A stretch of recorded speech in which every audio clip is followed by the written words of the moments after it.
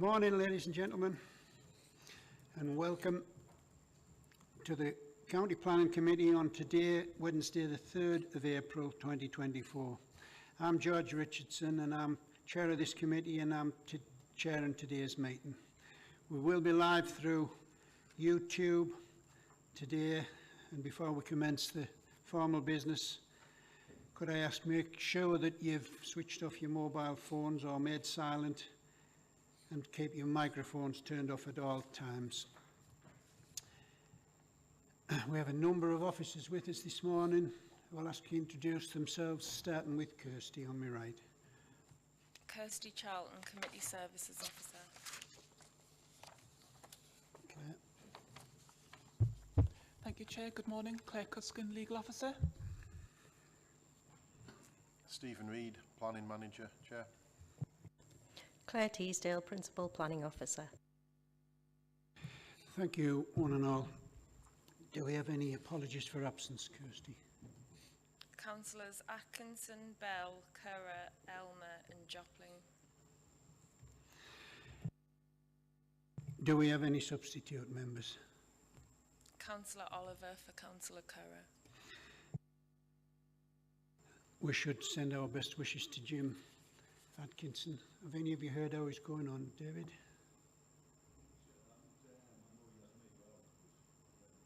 We had a slight stroke, didn't he, or something? Yeah. Okay, we wish him our best. Anybody got any declarations of interest today?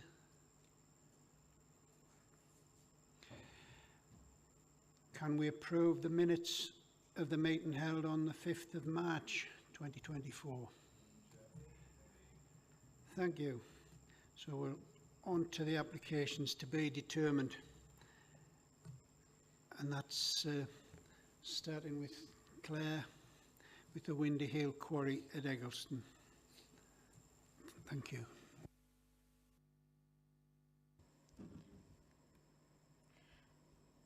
The proposed development is a 1.36 hectare extension to the established and operational Windy Hill Quarry for the extraction of sandstone over a 25-year period. The site is described in paragraph 1 to 15 of the officer report. The site is located in open countryside adjacent to the road B6278 between Eggleston and Barnard Castle. The application site, the proposed extension, is immediately east of the existing quarry as outlined on the plan on the screen. It comprises an area of improved pasture used for sheep grazing and enclosed by stone walls to the south and east and a fence to the west. The nearest residential property, as you can see on the plan, is Roger Moore Farm, and that's approximately 290 metres north. There are other isolated properties which are over 590 metres from the application site. The site is located within an area of higher landscape value as defined in the County Durham Plan, and the North Pennines area of outstanding natural beauty lies approximately 500 metres to the north. There are no ecological designations within or adjacent to the application site. Between 970 metres and 3 kilometres of the site, there are a number of local, national and international ecological sites as set out in the officer report. There are no designated heritage assets within the application site, with the closest being the Grade 2 Roger Moore Farmhouse and Dairy, which, as I said, is approximately 290 metres to the north. There are no public rights of way within or immediately adjacent to the application which would be affected by the proposed development. The aerial photograph shows the existing quarry and the proposed extension outlined red. This is a view of the proposed extension area from the B6278 looking west. In the distance you can just see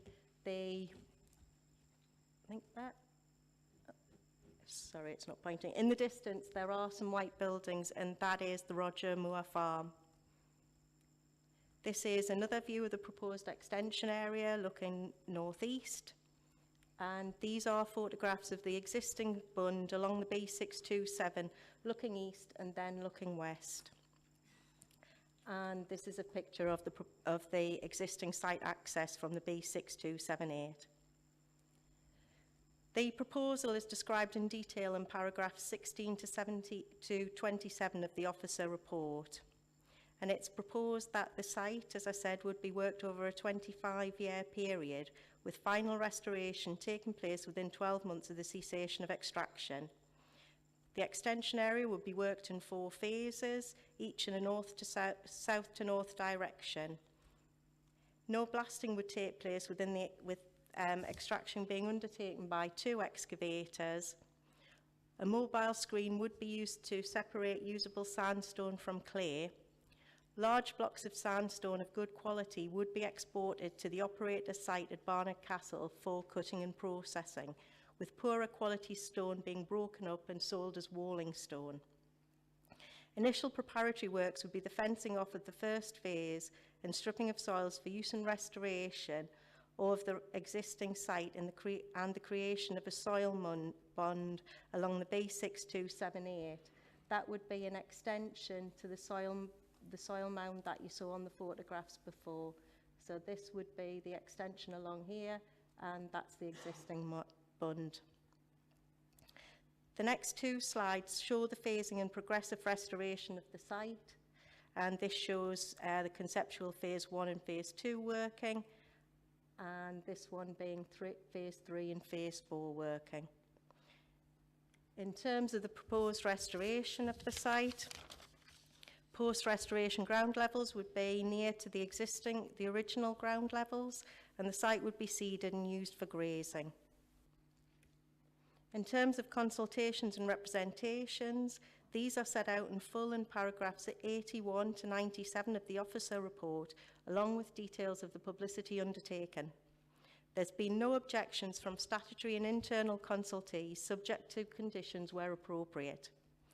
Landscape officers have identified some localised harm to the character and quality of the landscape and to the special qualities of the AHLV, and advise that the extent to which the benefits of development in this location outweigh the harm is a matter of planning judgment. Design and conservation officers identify less than substantial harm to the designated heritage assets, and the need to consider if there are public benefits demonstrated that would outweigh the harm in the overall planning balance. We've had 1 representation, and this is an objection from CPRE.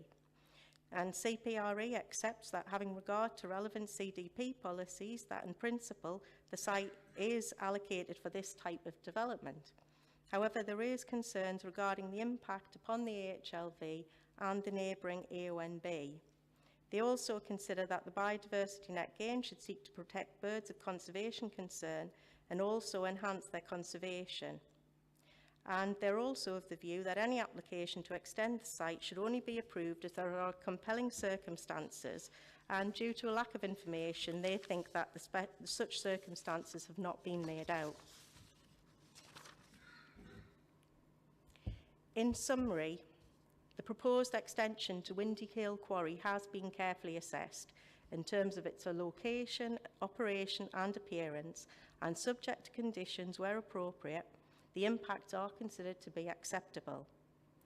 There would be some harm to the character and quality of the landscape and to the special qualities of the AHLV in respect of condition and scenic value, but subject to design considerations and details required through condition in respect of working and restoration, it's considered that this would be localised. Furthermore, the benefits of the proposal are considered to outweigh the harm.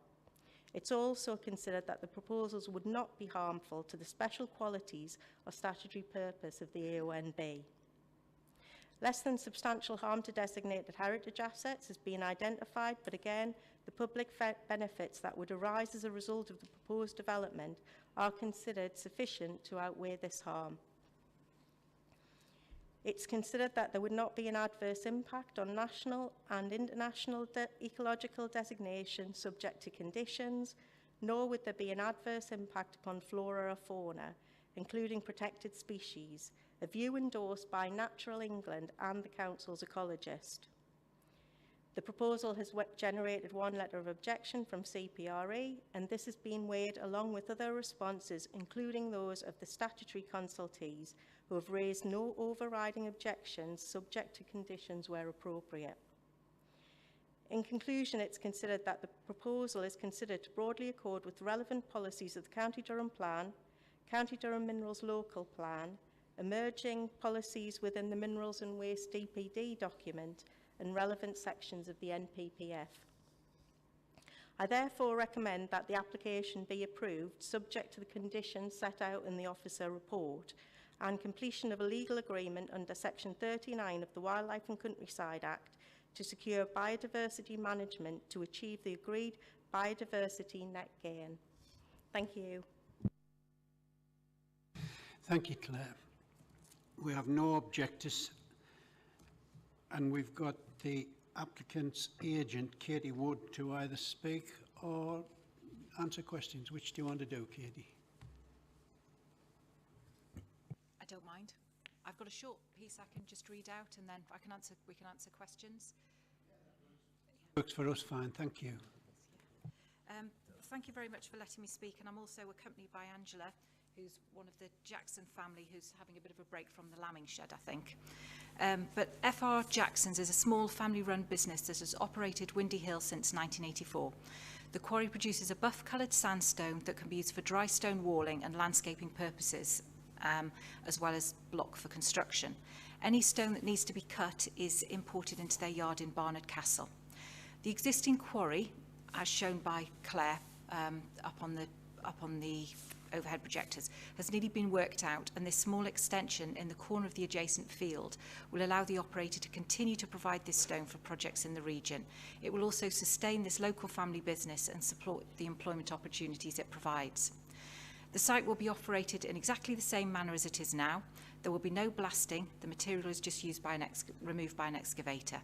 The waste material and overburden will then be used to backfill the void and restore the site as work progresses. The existing access will be used, and the compound in the existing site will be retained. And again, as was shown to you by your officer, there will be a screening bund that will be extended to run alongside the road to screen views of the site. There are few residential properties nearby, and no complaints have been received in relation to its operation. Windy Hill Quarry has received Durham County Council's high grade mark for the last 2 consecutive years, awarded following monitoring site visits. This clearly demonstrates the operator's ability to adhere to the terms of the planning conditions attached to any permission. In conclusion, this is a small extension to this site that will have a negligible impact on the surrounding environment and will allow this family firm to continue to provide natural sandstone products and to support the family business. Thank you. Thank you very much, Katie. Have you anything further to add, Claire? Any questions from members of Katie? No, well, we'll open it up for debate then. Who would like to go first? Craig, thank you. Craig Martin. Craig Martin, Councillor for North Lodge and Chelsea Street. I think the only perceived harm that could be said of this is that it is beautiful countryside out there in Eccleston, and I go walking around there a lot. But you know, this is a quarry going next to a site that is already in existence and operational. It is hard to spot it when you look at when you're out and about there and having a look. You know, to be honest, before this planning application come along, I didn't realise there was a quarry there in Eggleston, having walked around there a fair bit over the last sort of 10 years. And you know, under my understanding of the county plan, and I'm sure I'll be corrected by this, is that we have to put particular weight against the extraction of minerals and building materials, etc. It has a higher hurdle to go over if you're going to object to it. So, Chair, I can't see of any reason why we would object to this. So I'd like to move that we accept the Planning Officer's recommendations and move for approval. Thank you very much for that, Craig. I don't know who was first, but David and then Simon. I don't know if this is a question for the officer or the people at the back, but if it's going to be an extension to an existing place, will there be any increase in the road cleaning processes? Because I know of on quarries from over my area that the roads do get quite scruffy in times, and it's not good for the cars that's driving past. So are there any existing road cleaning measures, and will there be an increase with the increase of the quarry? This is a seasonal quarry, and it's sort of like two men that tend to operate it, you know, and it tends to be more in the drier weather. The conditions would require, if you look at condition 13 of the proposed conditions, and that would require measures to be taken to ensure that vehicles leaving the site are thoroughly cleansed and that you're not going to get mud on the road. I think this one, with it being a smaller scale site, measures would be put in place, but it's not, you know, the larger scale sites that, you know, you're probably more aware of. Thanks for that, David. Simon, please. Yeah, just looking at it, to be perfectly honest, obviously on the balance, I do think what we've got here is something.